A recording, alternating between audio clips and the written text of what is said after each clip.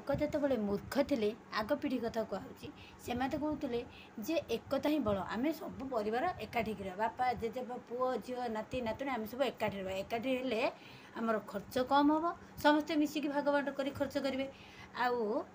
रोजगार अधिक थी खर्च कम थी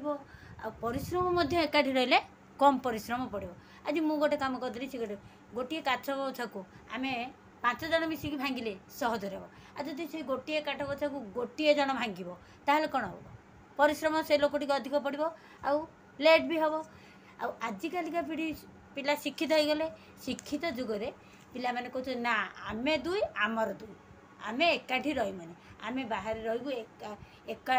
होइकी रहबू आमे जॉइंट फैमिली भितर रहमुनि कारण आमर संचय दी पैसा आम संचय करवा आमर परिश्रम सी बुझी पारना जे एकाठी रहिले परिश्रम कम खर्च कम किंतु जॉइंट रहे एकाठी रहिले कि अलग रहा माने से भाभी पारना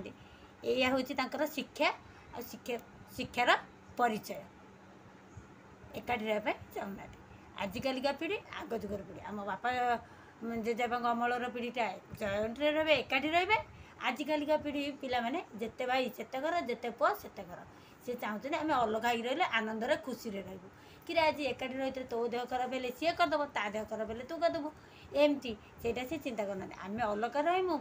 बहुत भल रही भल खाई भल पिंधमु